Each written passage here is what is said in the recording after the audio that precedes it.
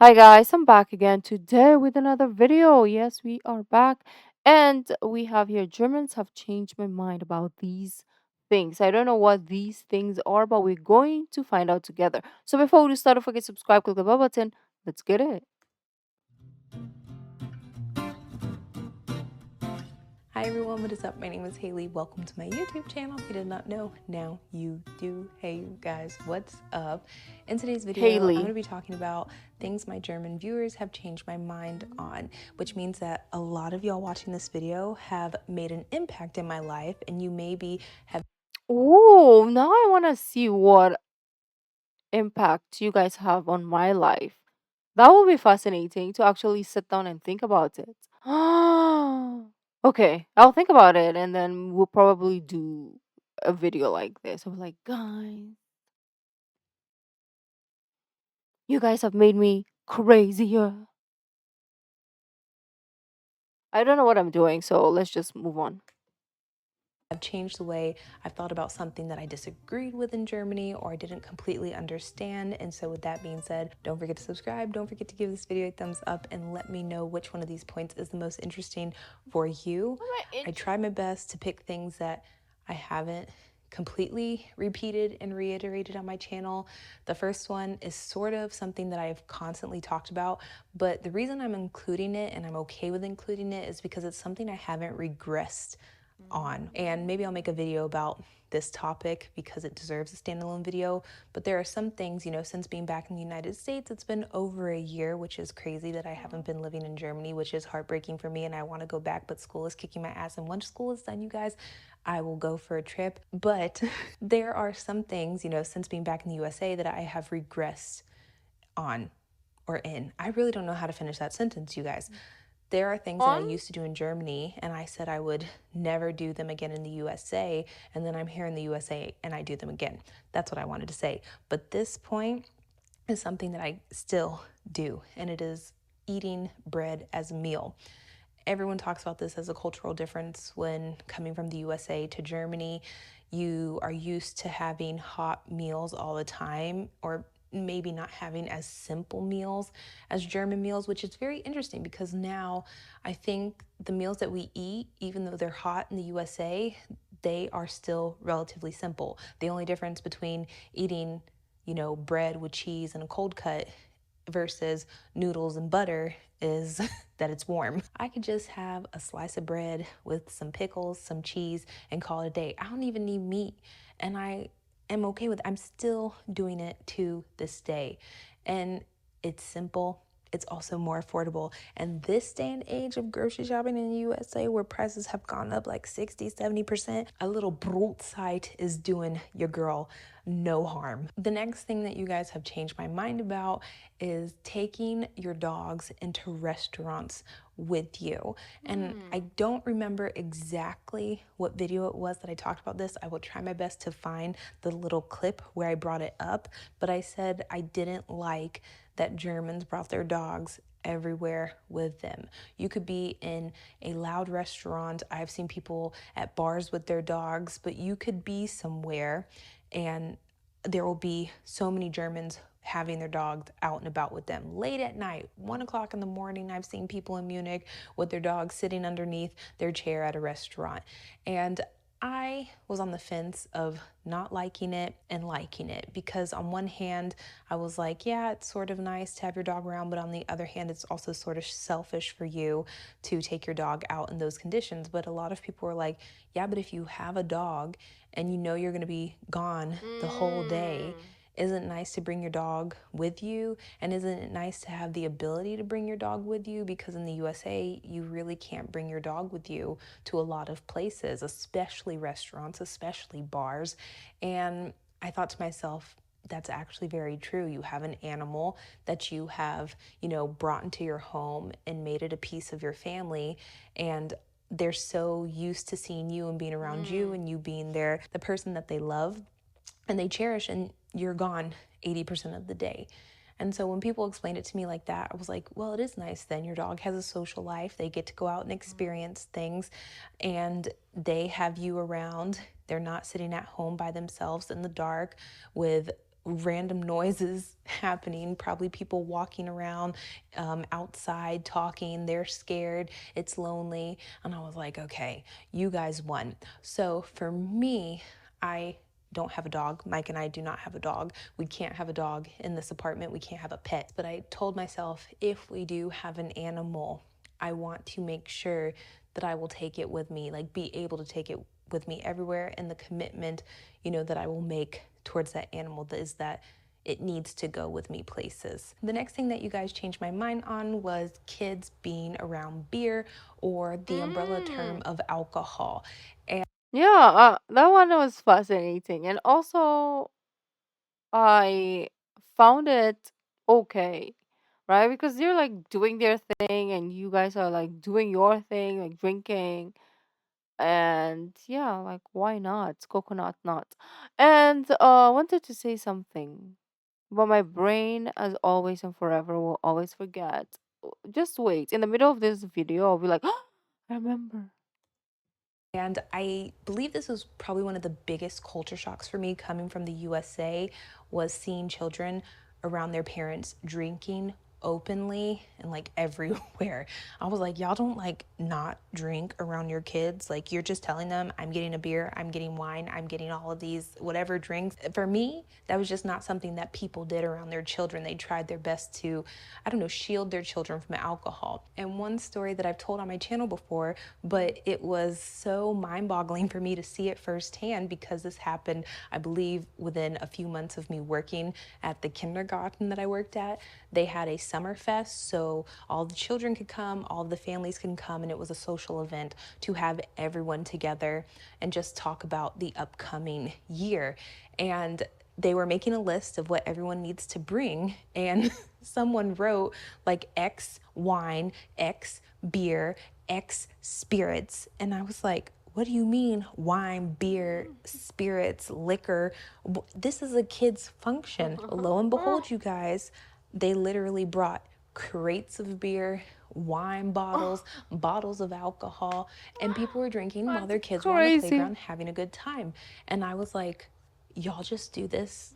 Sometimes it's during Christmas, sometimes it's during summer, sometimes it's just to have a festival at the daycare that your child is at or the school your child is at. If we would do this in the United States, if there was a letter in the mail, hey, we're having a summer party for children and parents, could you please fill out what to bring? And someone put, where's the beer? They would probably call CPS, Child Protective Services, on those people. Like, what do you mean? A lot of comments when I brought this up were telling me that creates a healthy relationship between children and alcohol. And also maybe because of the structure of how US is built, it's not something you can do because people drive to that function.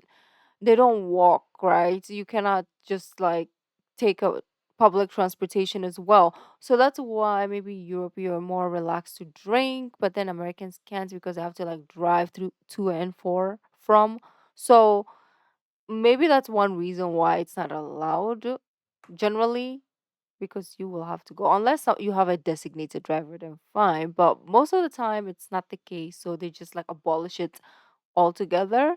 That is the excuse I'm gonna give to America, Alcohol in but some I don't know. capacity. And that's why I've sort of changed my mind on it, because I sort of feel it's similar to the sex. I don't want to say it because YouTube is very quick to demonetize videos, you guys, but it's the same point being made for a different topic. A lot of times in the USA, we're taught abstinence, do not do it, don't have it, don't even look at a partner of yours or someone that you want to do these acts with, because you're going to get pregnant or you're going to die, you're going to get an STD, all of the bad things. And that is the, I guess, sex education and preventative measures that we have. But then you go to Germany, the European side of things, it's a more comprehensive education, so you can make smarter decisions, which equates to also better health outcomes for a lot of children, teenagers, young adults.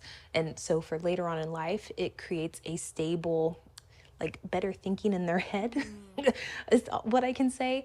It creates a better relationship with these topics that are seen as taboo. And so I sort of see I do see where people are coming from when they say it creates a better relationship with people. It doesn't make something so secretive and so you have to be hush hush about it, because that can lead to a lot of Curiosity. issues. Not to say that if I ever had children, I'd be like, yeah, we're gonna go drink every weekend and y'all are gonna drink with me every weekend, you little 6-year old kids. No, that's not the case. But if my kid were to ask me ever, if I had a child and they were like, what is this? I'd be like, it's alcohol. Not, oh, this is mommy's special drink. No, no, no. Honest, open, truthful. The next thing that you guys have changed my mind on is the birthday cake point. Now, What is that? theory versus practice, all of that good stuff. Do I agree with you guys saying bringing your own cake for your birthday is superior than having someone else bake your cake? 1000%. But am I actually going to do it? No. I was at someone's birthday and they were not in charge of bringing their cake or having their own cake, making their own cake. One of their friends was like, I want to bring you one of the best cakes that I've ever tried in my life. The person brought the cake. It was a cake that no one really wanted to eat. And I was like, why would you bring this as a birthday cake? So you're telling me in America somebody brings your own cake? Brings you a cake? Wait, I'm so confused. I mean, if it's your birthday and you have a function or you have an event, you have a party, you bring your own cake. The only time that somebody else's brings you cake is if they want to add to the cake. Like, for example, my friend will buy me cake if I don't have one, or like they want me to, like they want to just bring it, right, as their gift. Then they will bring it. But I will have my own. Or if I don't want a cake, then I'm not gonna bring a cake, but then they can still bring if they wanted, and everybody else can eat it, right? Or if we're in a place where they sell cakes and my friend is like, do you want a cake? And I'm like, sure, let's get that one. Then they'll buy it for me as a gift. That's the only time that somebody else buys me cakes. But if it is cakes, but if it's my birthday, like if it's your birthday over here, you buy your own cake. Like you provide the cake, right? Like everybody has their own cake. So why you want somebody else to? Anyways, beautiful people, let's continue.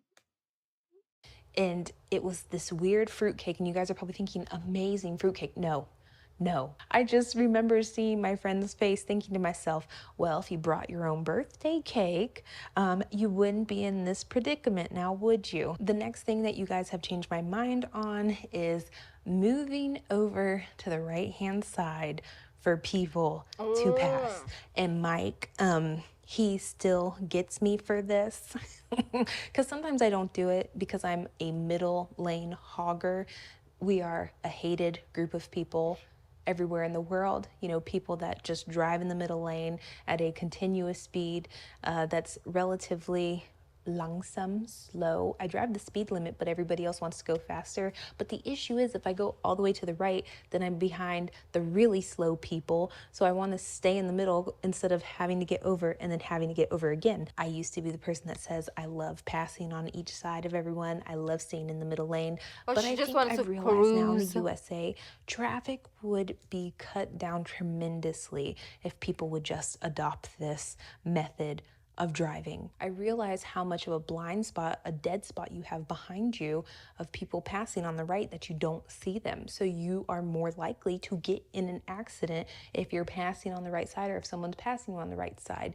And so 1000%. The last and final thing that you guys have changed my mind on, which I believe is something I've talked about before, but it's important to bring it up again and again in the hopes that more Americans that watch my videos, because there are a lot of Americans that watch my videos, get this like train of thought, because people are nasty here. People are nasty everywhere, but when I tell you that people in the US of A are disgusting, I can't make this shit up. I was in the sauna the other day. I've told the story where I was in there just minding my business, but ash naked, and some woman basically complained about me being naked in the sauna and was like, why are you in here naked? And then it became this whole ordeal. It was embarrassing for myself, for her, and I'm like, this is how you're supposed to be in the sauna. I've realized now, I used to be, when I first got to Germany, so scared when I first went to a sauna and there was Rupert to the left, Gertrude to the right, and everything hanging, swinging, and God knows what. It was really intimidating for me. But after living in Germany for a long time and realizing that going into the sauna with your sweaty, stinky, old clothes in hot areas that are a breeding ground for infection and nastiness is not something that you need to be doing. You don't know, first and foremost, if people wash their clothes.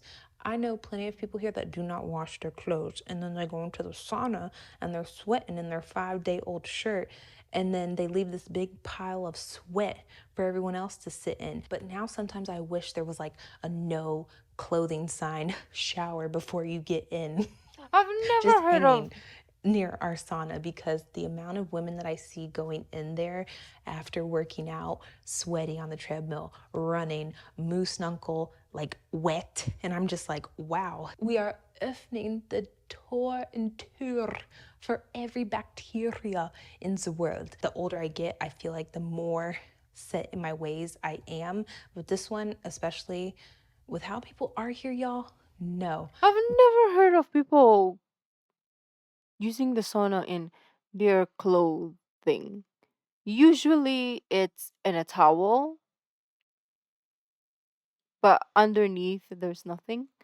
Like it's just a towel wrapped around you if you want to be, you want to cover up, or naked. Yeah, but not with clothes. Like, what kind of world are you guys living in? Clothes in a sauna.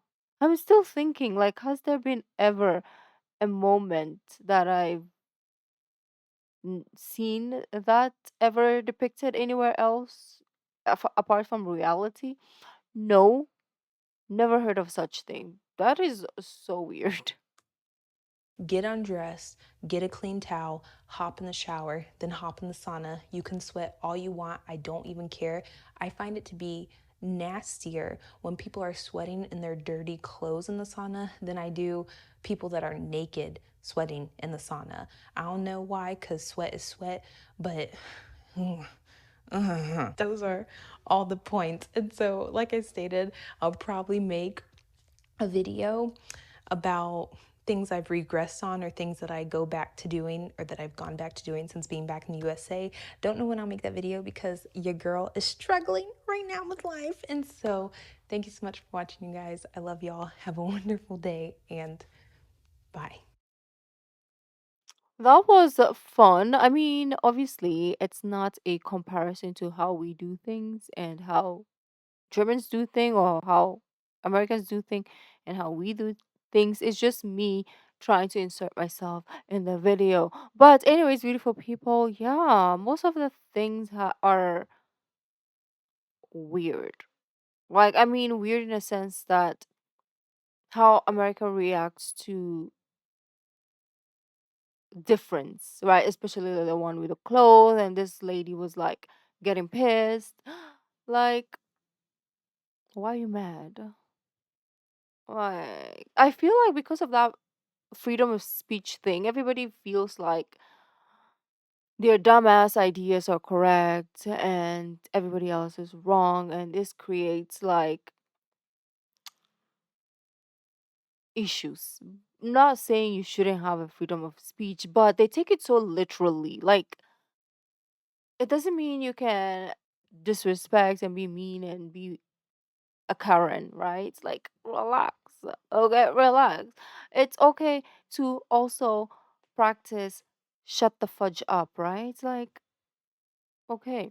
But anyways, one thing my mom always says when she comes back here, she's like, "Oh my gosh, I'm so grateful that I'm back because I don't have to hear rude people." She's like, "Oh, people there are so mean. They're always cussing, left, right, and center. Every day, everywhere you hear fudge, fudge, fudge, fudge, fudge." And I was like, "That's why I censor it to fudge because YouTube doesn't allow me to, anyways." But anyways, beautiful people, and yeah, here it's like I don't think you will hear it as often. And if you do hear it, it's for positivity. It's not even actually for like rudeness. It's more of like, oh my fudge. I can't believe it. Like more of that. But anyways, beautiful peeps, thank you, and I hope I can upload soon. And let me know down in the comments what other videos you want me to check out. I'll see you in the next video. Bye.